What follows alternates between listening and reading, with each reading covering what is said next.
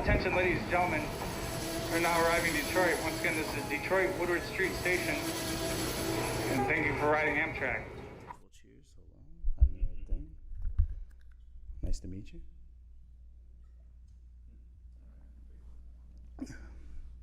So welcome to the Wisendale Weekly Wrap-Up, Detroit edition this week. So I have a very exciting guest with me today. Go ahead, you can introduce yourself. Yeah, so my name is Ezekiel Harris, originally from Flint, Michigan, now living out here in Detroit. Nice. And when did you move from Flint? Probably a year or so after college. So I graduated from the University of Michigan, studied political science there, actually went there to play soccer, but then grew to have a heart for community, and made my way out to Detroit shortly after. Nice. Do you still play soccer? Yeah, I still do. And Yeah. I actually, for the first probably 4 years I was here, I played for a semi-pro, well, not pro team, Detroit City FC. Oh, okay, cool. Out here locally. Nice. Which was really fun. But now I just kind of kick it around with friends and Yeah. all the rest of us out of shape people. Yeah, right. Exactly. Like myself. I know I blew out my ACL 2 years ago playing basketball. Oh, really? Yeah. It Yeah. was bad injury for sure. I shouldn't be playing. Well, anyways, so the reason why, Kristen, obviously, my teammate Kristen, she asked me to ask you to come on because of all of the community involvement you're doing and the things that you have done in the past. Can you just update like how you got started in that, or what was your first, like the whole calling? story? Yeah, I mean the whole story. Whole story. Yeah, I mean I read that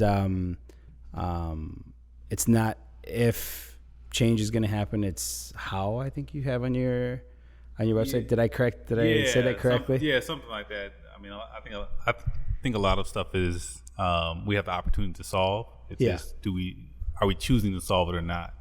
Right. So it's not more so if, it's just kind of how we might go about it. Mm-hmm. But thank you for looking at that. Yeah, of course. Of course. You never really know when you put stuff up who actually sees it. I completely agree. You never know who reads it. Yeah, but I started out in the kind of nonprofit space.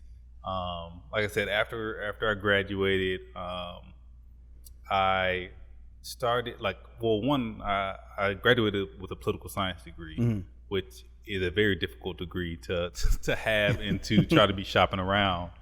Where I swear I tell everyone, no, this is a really valuable degree. I can do this. I was pitching it like every which way to try to find a job. For some reason, it was extremely difficult for me to break into the nonprofit space, just for some odd reason. And with soccer, I actually graduated a semester early, so I didn't have that time to actually look for a job that seniors traditionally would. Nice. Because I was still towing the line on playing pro or doing something else. Mm-hmm. And I finally got my first job at Big Brothers Big Sisters in Flint. By just the kind CEO who just kind of felt bad for this 21-year-old kid who was trying to do something, but didn't really have like any direct skill set. So they basically figured, hey, he's young. I think that was probably the driving factor. And they were like, he probably knows how to use Facebook and do like marketing or something for us. So that was kind of finally got my first foot in. Worked part-time there. From that, Flint had this social innovation fellowship that I got into, where I started this crowdfunding organization, just because in a lot of ways, like Flint tends to be like behind Detroit by kind of 5 or 10 years. Okay. So when like Kickstarter and Indiegogo and those things were kind of taking off, a lot of products in Detroit were like, using those platforms, but not as much in Flint, which was really surprising to me. But even today, it'll be something as simple as a food truck. Like Detroit has had food trucks, Chicago has food trucks. Flint got his first one like a couple of years ago, and it's just like, it was always interesting to me. Yeah. So did that, and then actually came to Detroit through a fellowship called Challenge Detroit, which allowed me to work Monday through Thursday at United Way, And then on Fridays, essentially consult with all these different nonprofits around the city and really get to build a network with kind of 30 plus other kind of recent grads who, well, not always recent grads, I would say young professionals who were trying to either career shift or dive deeper into a specific area. Yeah. I mean, I read the, not to cut you off, I read the idea or the case study that was on your website again about the bus routes or the buses that United Way, did you partner with them on that, or how did that? So this is when I was working at, that was when I was working at United Way. Okay. Can you explain a little bit more about that program? Yeah. So essentially, I was working with a small team that called ourselves United Way X. And we were kind of like the R&D kind of rough, moonshot factory. The misfits. Yeah, exactly. And we really were. We worked out of a storage closet and like called it the what did we call it? The back. It was, we were deep into just like that innovation space, not being as concerned with what was going on kind of internally or externally with the organization, but focusing in on like the end user and really trying to solve like large problems in Detroit. So our team, we did a couple of projects, some around tax foreclosure, but the one that you're talking about was around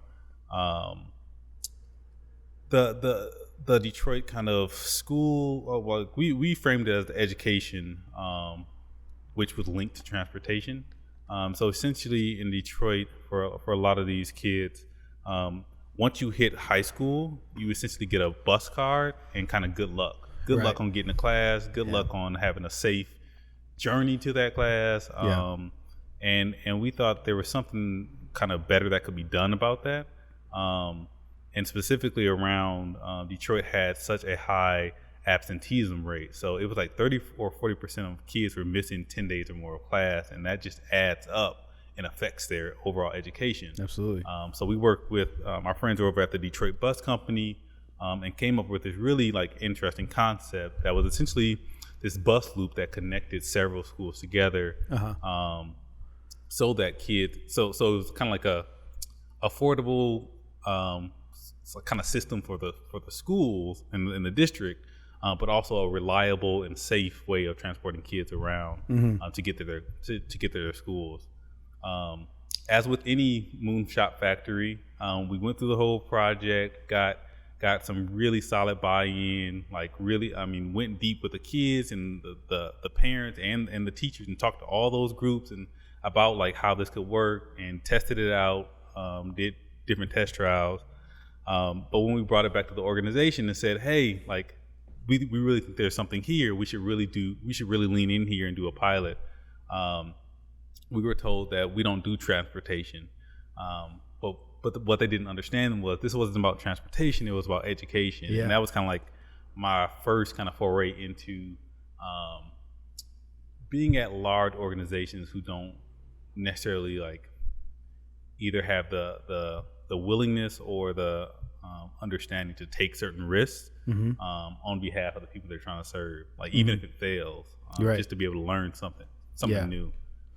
Now, do you think, looking back at it, would you have shaped that story differently to United Way? Like it would be about something else as opposed to not being about transportation?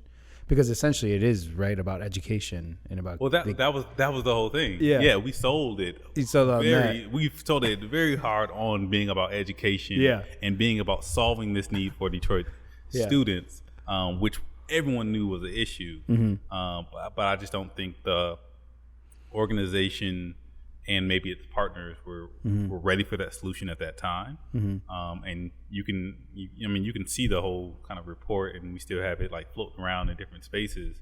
But it wasn't the right time. I think ideas like they come at certain times. Because I would say maybe 3 years later, the city put out a very, very similar project called Goal Line, which did essentially the same thing. And I believe kind of took a lot of kind of nods from our project, which I'm excited for it to be out and be living.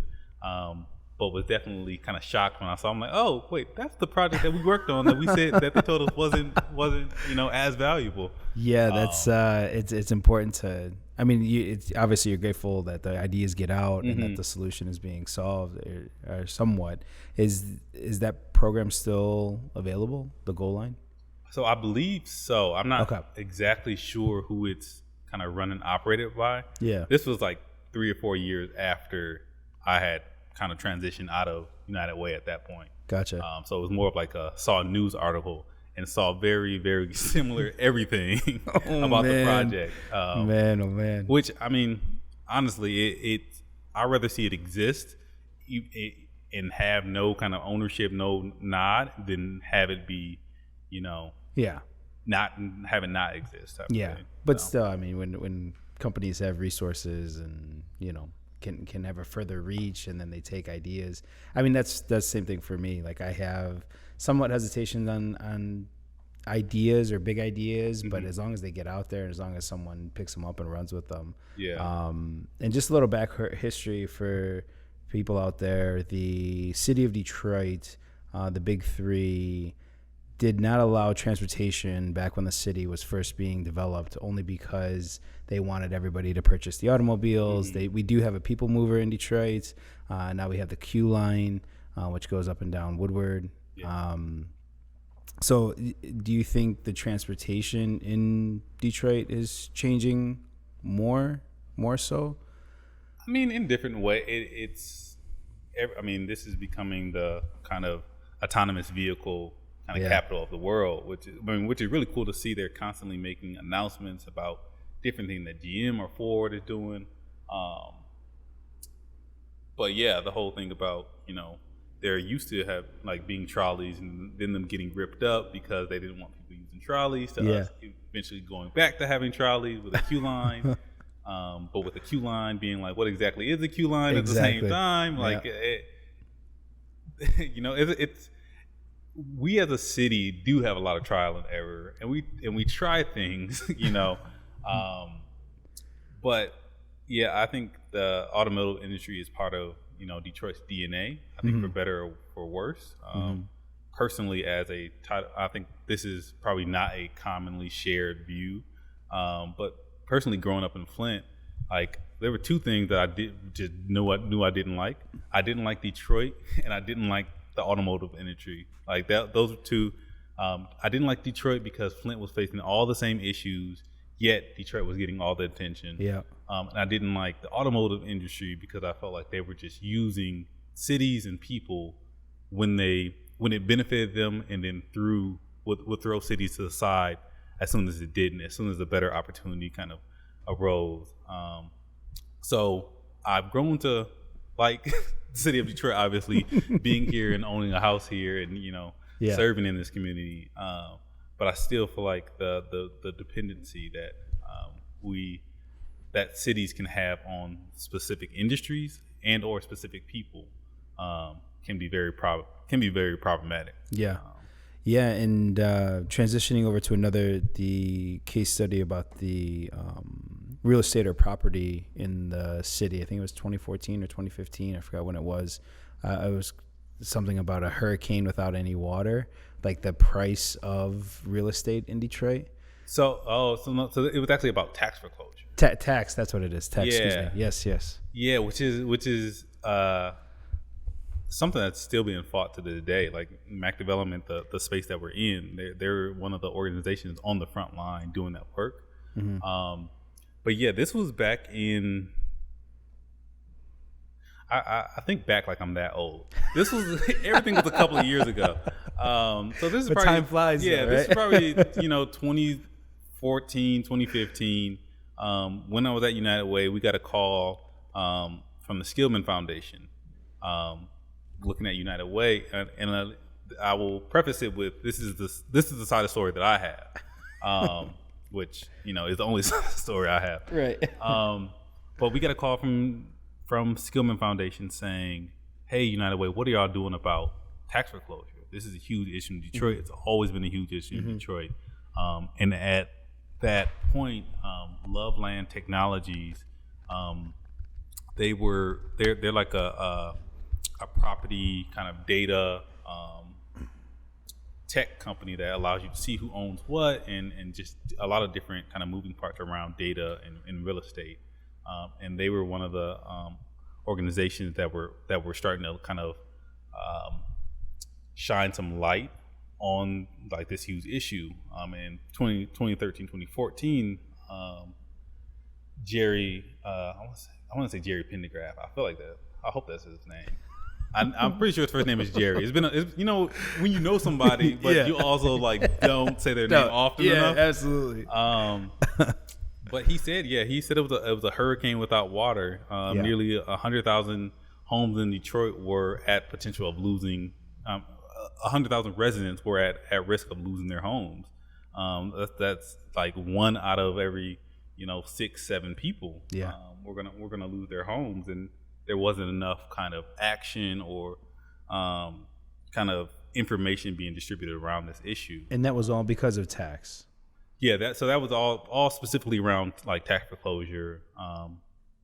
Fast forward, there's a whole bunch of like people and organizations who are working to tell like under a certain income level, you actually don't have to pay property taxes. So a lot of people who were losing their homes shouldn't have been paying property taxes in the first place. Other issue was a lot of people's homes in Detroit were improperly assessed. So they were charged taxes for more than their house was actually worth, and it was never corrected. And a whole nother list, just a list of issues that are still trying to be corrected. It's crazy. Yeah. The issues are endless. I know. We just went from buses to tractor loads. Like the problems can be highlighted, and I always think it depends on what industry you're in. What kind of gets brought up and like is a focus area for you.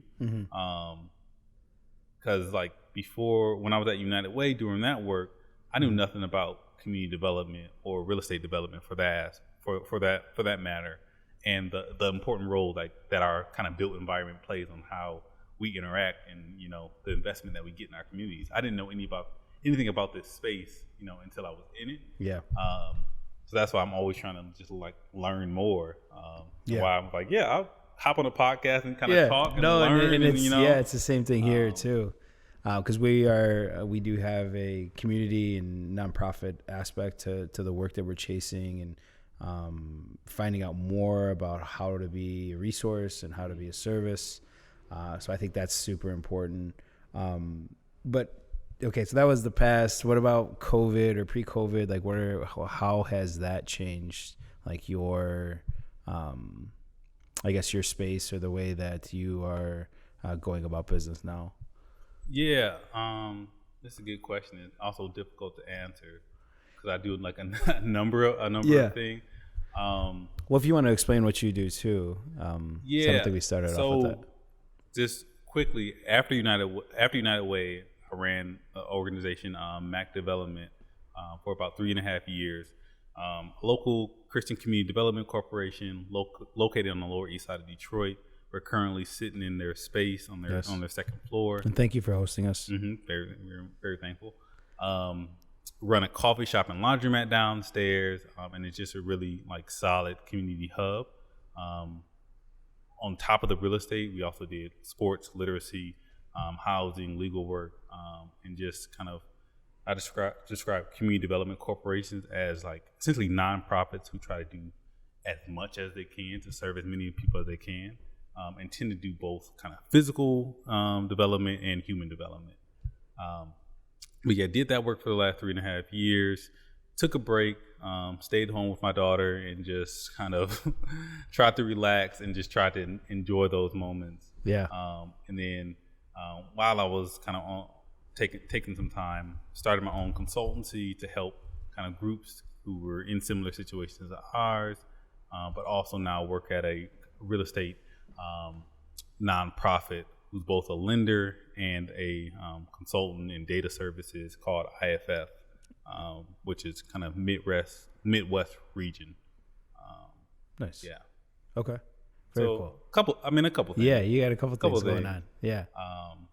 And then due to COVID and the lockdown, has that accelerated or slowed down kind of the consultancy or the community aspects? I feel as though it would accelerate some of the needs or urgency that are in the community. Yeah, that's actually a good question. Yeah, because the needs don't go away; they just kind of change. What they might look like or how they might get presented to us. But no, a lot of the work has continued to move forward. I think when COVID started back in March, or not started, when it was like, you know what I mean? Yeah, when we were like, oh crap, yeah. COVID, and everything kind of shut down. I think there was some like uncertainty on like what things look like moving forward. Yeah. But through my work with IFF, our work only kind of continued. There were still nonprofits who needed help with lending services, because we're a non-appraisal based lender, meaning you can actually lend in Detroit and take risks on projects that for some reason want to open up a coffee shop and laundromat in like the kind of a very unique neighborhood that's neither rich, neither poor, and has kind of everything in between. But no development has happened here within the past kind of 40, 50 years. But being able to see through that into the making financial sense, but still making community sense. So like there's still all of that work that needs to go on, and a lot of nonprofits that you might run across, like they're just as busy as they were. Yeah. They're just trying to maybe figure out how to deliver their programs in the same way. Yeah. Yeah, we did a panel discussion with COAC Detroit about a month ago, and they were trying to revisit space and how they're using it as a tool to interact with the community, even going as analog as having tack-up boards or message boards for when people come by. So that has been interesting. And then obviously a lot of people are concerned about how spaces are going to be used, how spaces are going to be used once it starts getting colder out, and some of the meetings. Right, that's a Michigan and Midwest problem. Yeah, exactly. Yeah. So, what's interesting with that is I've been really impressed by like the restaurant industry and just service industry in general, especially the small businesses, in how they've adapted, like, and set up outdoor space and figured out how to still deliver their products and services to like the community in a way that they didn't do at all before. Now being able to set up like, I don't know, like all these outdoor spaces where you can come and kind of grab something to eat, or now how everyone basically has to do grab and go or some type of curbside service, or it's the constraints really, show our innovation and our creativity. Yeah. And I think that's definitely something to like, just lift up. And I think it's really impressive. Yes. Like, it's going to change the city for sure. Yeah. But in terms of how our spaces get used, I think at the end of the day, we're going to figure it out. Yeah, I agree. But it's definitely going to be, obviously we know it's going to be different. So how is design like a catalyst to change community, or like your views on that for people who are interested in becoming active or just like immersing themselves in community? I get asked that version of a question a lot. Yeah. And I always I studied political science. I played soccer, and everything that I've kind of done from like college to now has truly all been about kind of learning, and being kind of willing to go into spaces that I have like no idea or little experience in. When I got this position, we started construction a month after I started. So I'm still learning everybody's names. I'm still learning really what the organization does. Is my email address set up yet? And I had no idea anything about real estate. At that point, I didn't own a home. Like, I rented an apartment. Like, there was nothing on the outside that would tell you, oh yeah, he's a real estate person. Like he knows how to like manage contractors and architects and that kind of stuff. But I say all that to say, like, I think it's always good to know that people are more willing to share their stories or their connections or advice more than I think we give each other credit for. Yeah. And if you come like authentically wanting to learn about any kind of community, more than likely people will let you in.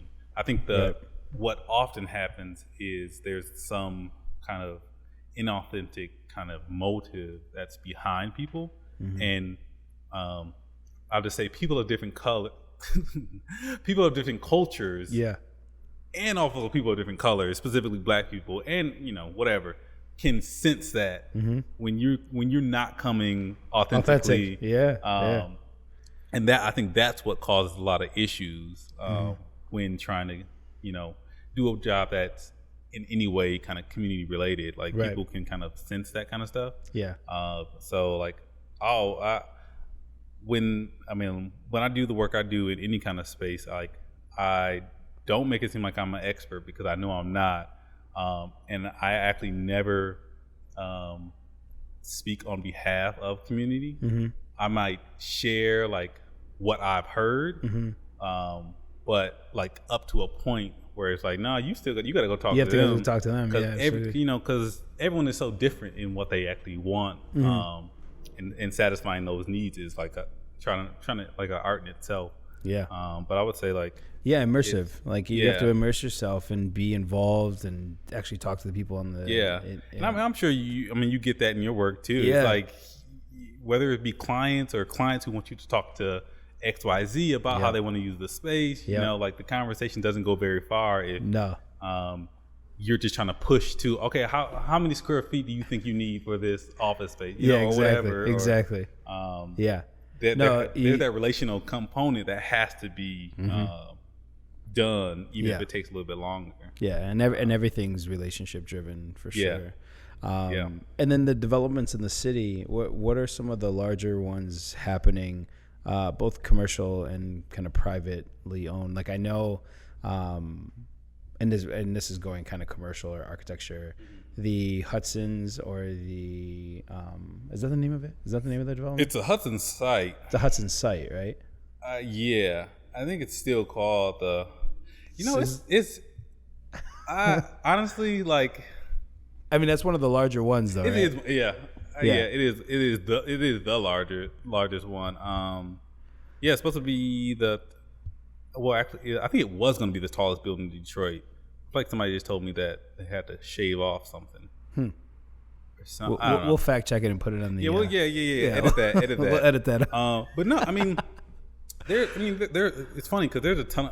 I'm sure you face this in Chicago or anyone who's listening in their relative city. There's a ton of stuff that gets announced, and the announcing of it is the easy part. The actual financing and figuring out how this thing is going to get built or drawn or bringing all those pieces together is the hard part. So that's why I never understood why people announce projects so early. It's like, hey, we have these concept drawings.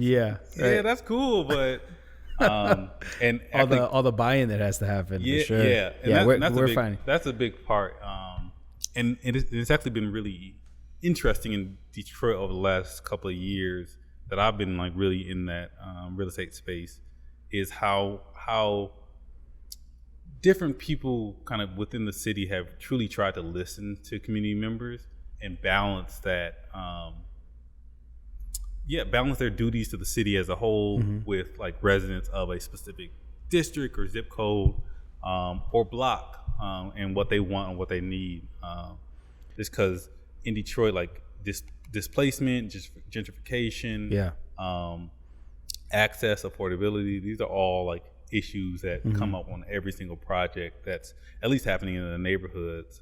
Maybe less so when it's downtown. It's just building another skyscraper next to another skyscraper. Well, no, and I think the aldermans too, have the elected officials, at least in Chicago, I know a few of the projects that we have been considered for, maybe it needs an affordable component or wants to have an affordable component, or the alderman is really adamant about having a affordable component, that it'll make or break a project. And I think that's great. Like, it sucks for, us being on the developer architecture side, but I think it's great for the community, right? Like, he or she is making sure that that the neighborhood doesn't change drastically. Like, they are still allowing development to come in, but some of that has to go back to the community that's actually lived there. No, it's a very difficult task to try to decipher what impact a project will have in a community.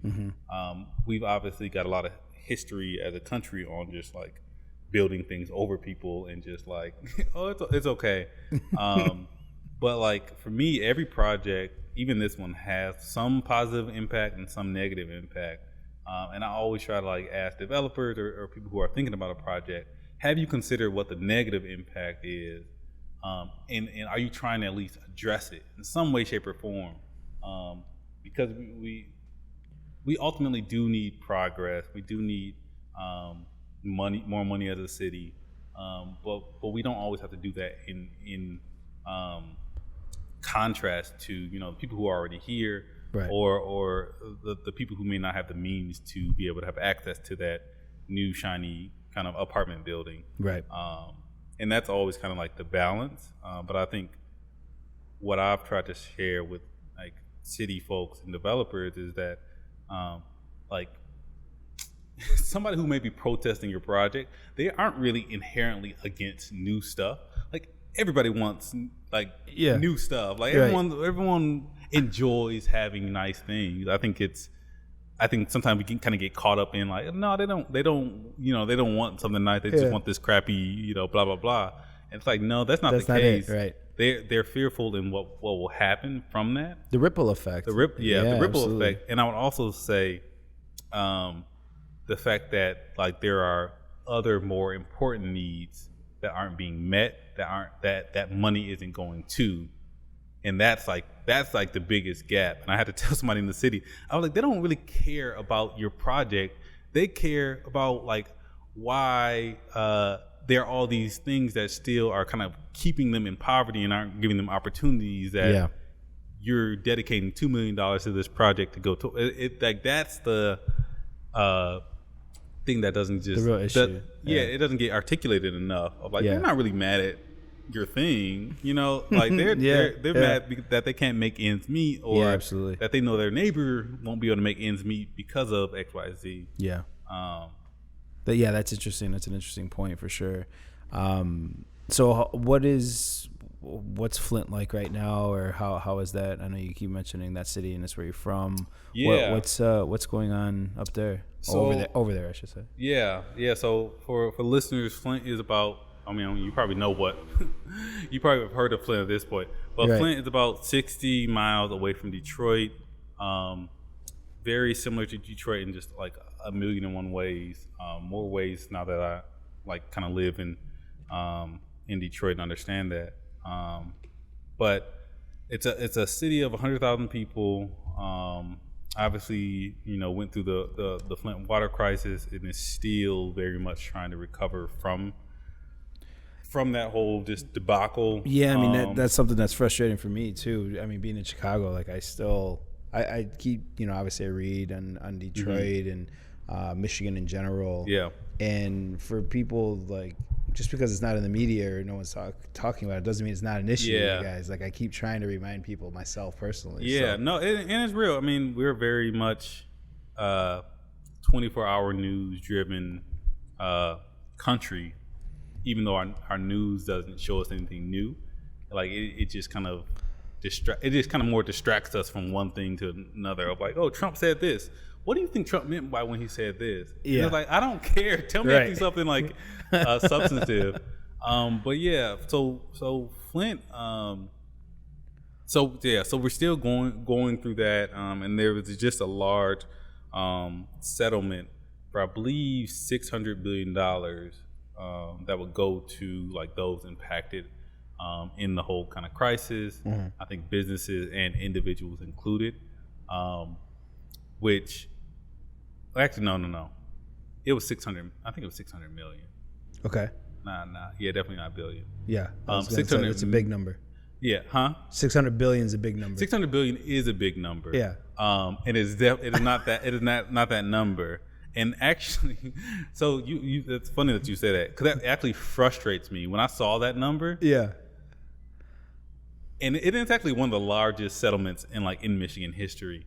And I was still disappointed, because then the next thing, scrolling through my Apple News, the next thing, plug for Apple, whatever.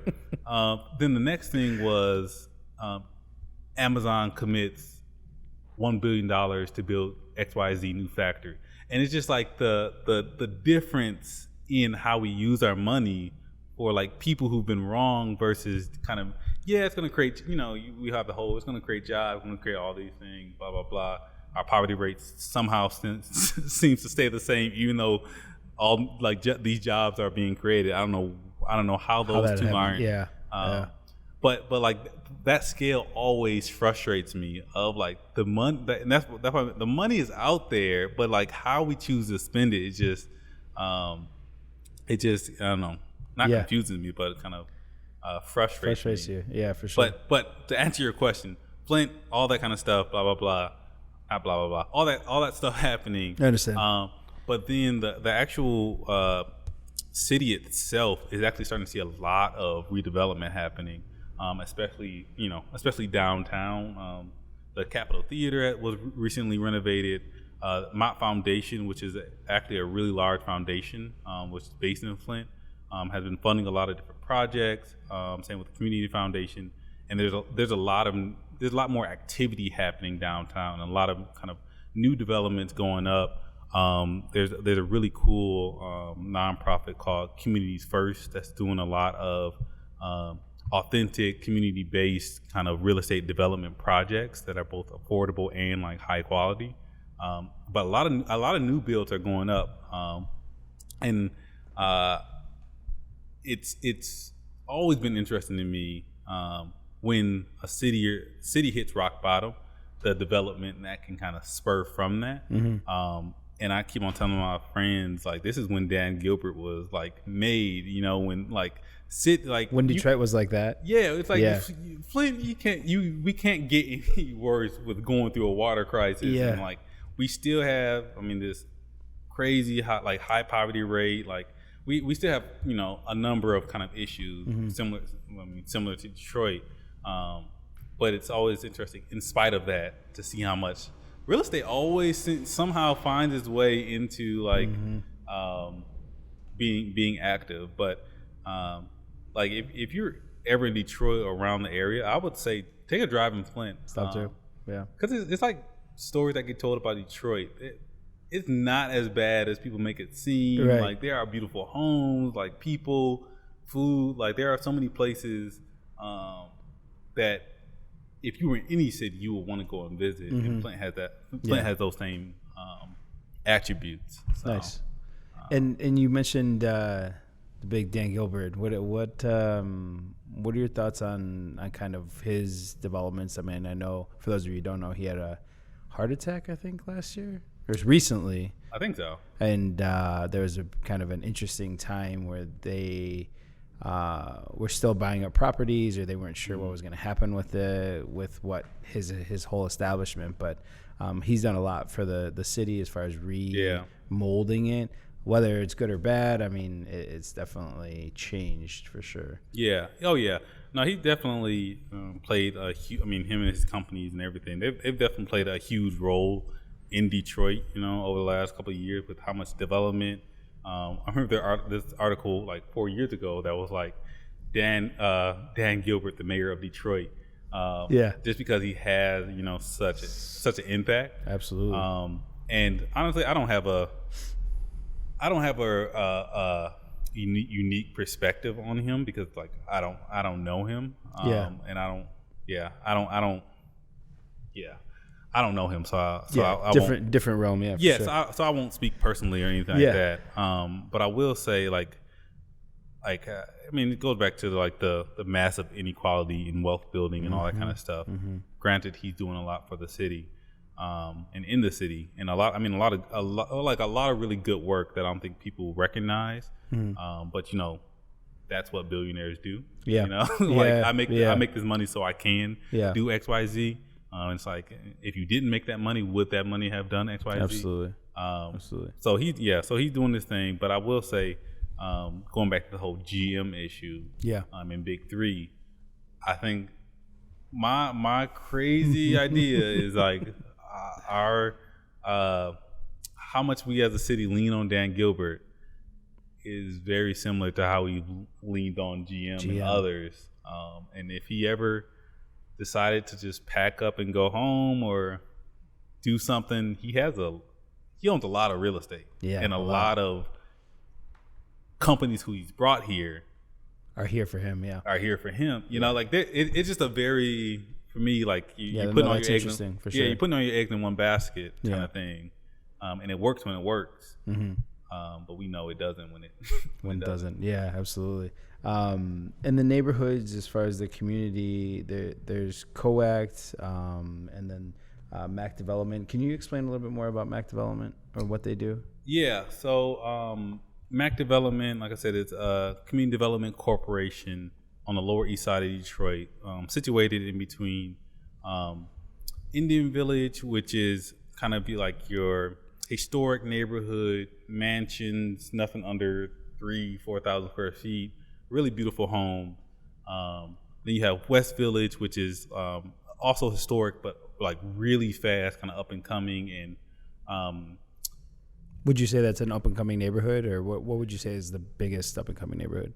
Well, so I would say up and coming as in controversial in how many white people are moving to that neighborhood specific. Like, there's neighborhoods that white people coming from the suburbs tend to like flock to, and West Village is one of those neighborhoods.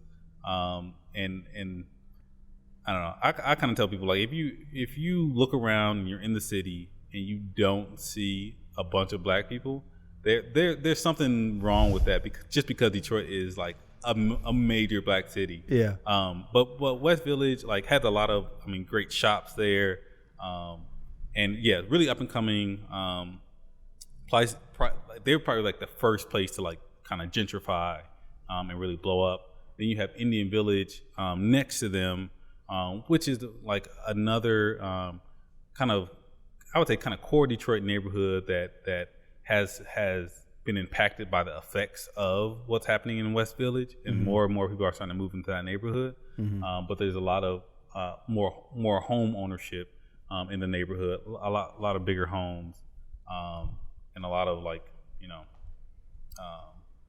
I call them like original Detroiters living over in that neighborhood. To the north, the neighborhood that I currently live in, Pingree Park, more kind of family oriented. There's a couple of schools right in our neighborhood, one vacant, one currently occupied, but more of a kind of family oriented. We're starting to see actually more people who can't afford West Village and can't afford Island View anymore starting to come over to Pingree Park. Interesting. So it's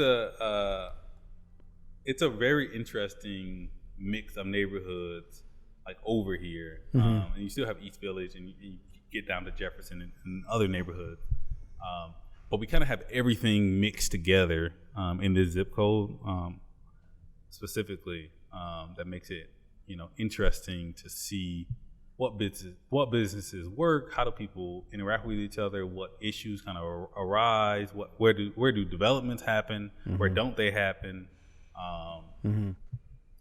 Yeah, it's been interesting to see, and I know that I have family in Southwest still, and we've been reaching out to the Southwest Detroit Business Association to lend some services, and there's definitely some movement happening as far as organizations or things going on. There's a lot there. of like, because there's a lot of really great organizations who are doing kind of maybe like micro development, like hyper focused work that is going to be that catalyst for someone moving into a neighborhood in 2-3 years and being like, oh, has so much, look at all these shops here, that kind of thing. But not recognizing like the work that was put in. Right. And I would say all these nonprofits, just because I was one, are aware that the development and the work that they're doing will like bring new residents, because they're trying to bring, cleaner parks, more businesses to the neighborhoods, blah, blah. They're trying to bring all these great things that the people who are already there deserve. They already know that more people are going to come to the neighborhood. I think a lot of them are just trying to figure out how to best communicate that with the residents, and make sure that they're able to benefit from everything that's going on. Because I think one thing that often gets missed when we talk about gentrification and displacement and stuff like that is gentrification is horrible for the people who rent. One, if you're young, you need to buy you a house. Wherever you live, you need to buy you a house and just take a chance. Because I don't have a house or an apartment either. No, so. Man, no. I'm so happy my wife convinced us to buy, because I mean the equity that you get from that, and then you ultimately pay less than you would be living in an apartment. But so for renters, like all this kind of shift in development actually kind of sucks unless you have the capital to be able to afford like newer places that kind of come up. But I think the story that doesn't get told as much is the people who will ultimately benefit from all the development happening in these neighborhoods, and the equity that they'll be able to build, because they've been living in their house for 10, 15 years, bought their house when it was 10 grand, 15, maybe 5, put some work into it, and now their house is worth 200. And now the question is kind of, what do you do? What do you do with that? Some people, they're never gonna. I'm talking to my neighbor. He's never gonna leave his house. He's done all this work, blah blah blah. Even though he, will ultimately have more money coming out of it than he put in. But some people just don't move that way, and that's totally fine. Yeah. But I don't think the story gets told enough about how real estate really is like a generational wealth building opportunity. By owning something and being able to see the benefit from it. Yeah. You can definitely be on the other side of that and not see the benefit. Yeah. And be underwater. Yeah. On the house as well.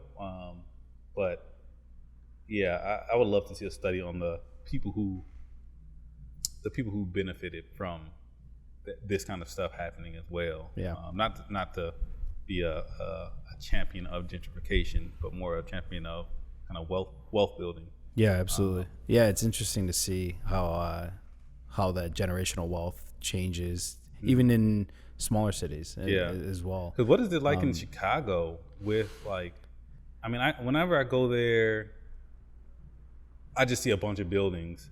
I don't necessarily see a bunch of home, a bunch of homes. Yeah, I mean, there's a lot of grants being awarded right now for both the South and the Southwest and the West Side. Some initiatives. Excuse me. Sorry about that. Some initiatives to help bring more of the businesses around. Execute some more of facelifting of the city as well. But for the most part, it's still very, I don't want to say segregated, but it's definitely has its own pockets throughout. And right now we're currently working on a project on the South Side for a senior housing development. And that has been a huge project, but we're trying to get it through all the aldermen. So we're going through all the steps right now. Yeah. Just like you said, I know I'm glad people announce these projects, but it's hard to actually get them off the ground. Yeah. So, politics is politics. And it's like 60-70% of it. Yeah.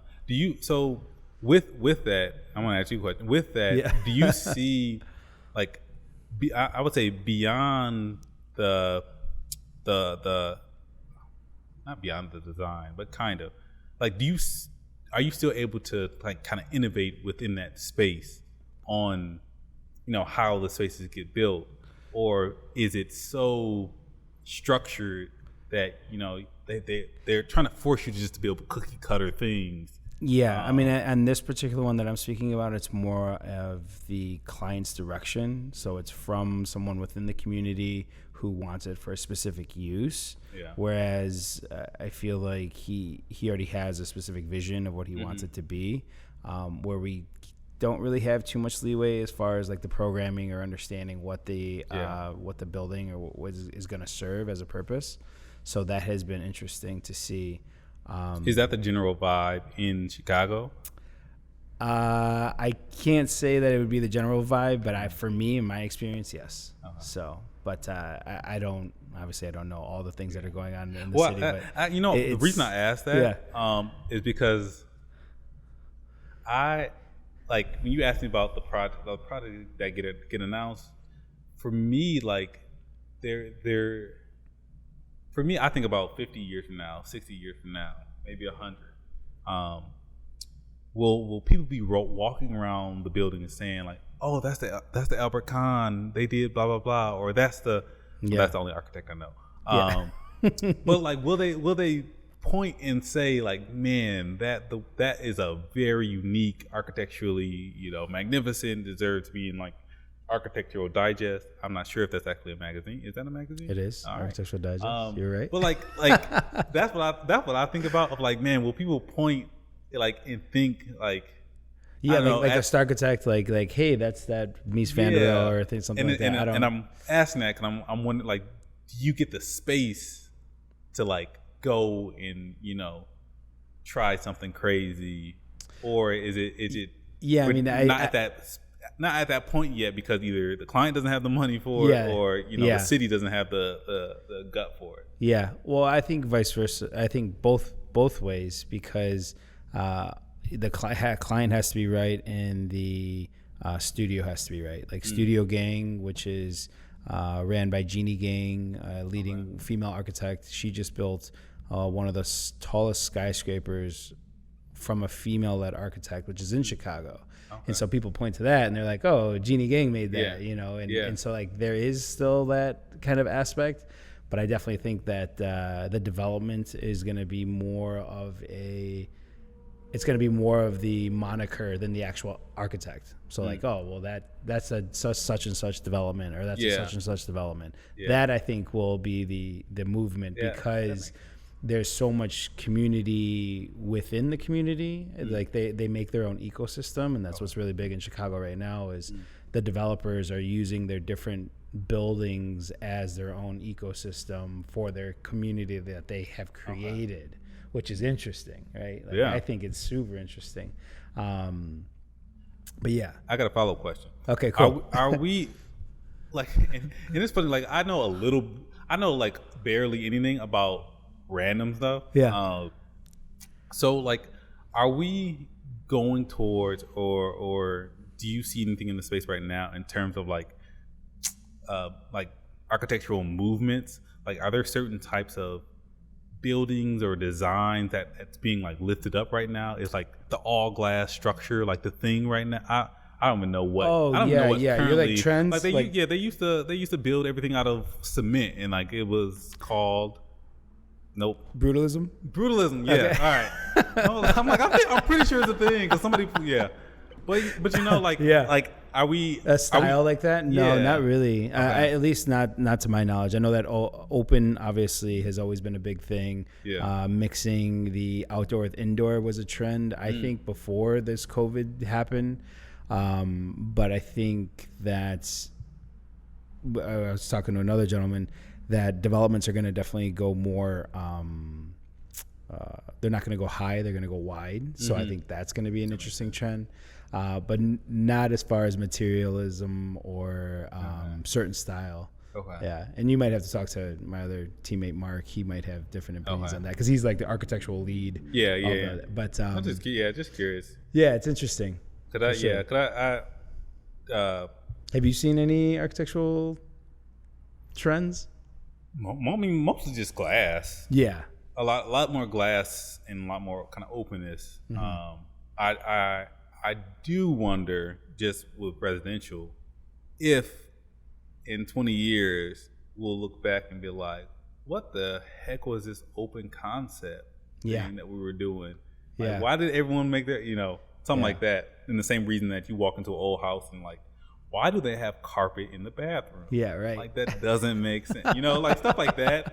That Yeah. just like change with time. I'm really, modular building I think is interesting too. Yeah. Like I think that the price point is still a little bit expensive, but I think that that's gonna, if they could get the pricing down more, and again it varies depending on the materials, depending on the finishes, but then also modular depends on the affordable aspect of it, because Right. if it does have an affordable type of aspect to the development, it has to be there's just more installation, there's more like structure that has to be within it or built within, but I think modular is going to be interesting. Yeah, I just heard about a new modular project that's happening somewhere around. We were actually looking at shipping containers for MACC Development across the street. Yeah. To do a project with shipping containers, and it was interesting because it gets cheaper as you scale. Right. To use shipping containers. Yeah. But like another kind of newer use of material, because they're structurally sound and you can just stack them and do all these kind of crazy kind of things. Yeah. Yeah. Well, yeah, man. This was a great conversation. Where can anything to make people aware of? This will probably come out in like September, so I don't know if there's any initiatives or anything for people to check out. Or Yeah, I would say the big thing. I'm launching a new, of course, car comes by. Right. I'm launching a new company called Manila. Okay. You can find it at growmanila.com. 2 L's. And it's it's the first donation platform to feature nonprofits serving Black communities.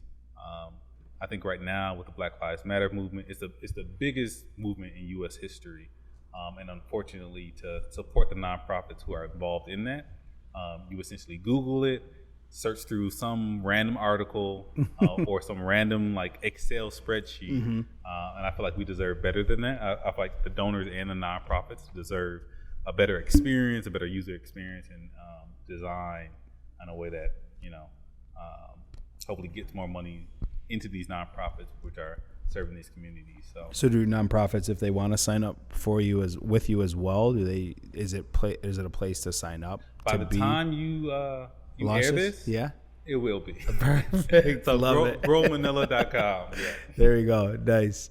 Man, what was gonna give a shout out to your sister's podcast or the other podcast. Oh yeah. If you're interested in anything around health equity, or just want to stay up to date on any kind of like issues, my sister started a podcast called Black Fam Doc, that you can go and find on Spotify, on Apple. What do they say? iTunes. Yeah. iTunes. There's the line. Yeah. Where iTunes or wherever you listen to your podcast, or Yeah, something wherever like you that. listen, yeah, I don't have that yeah. line down, Yeah, obviously. So Black Fam Doc. You should definitely go check it out and subscribe. Yeah. Cool. All right, man. Well, thank you so much, and you. we'll talk soon. Sounds good. Thank you. All righty.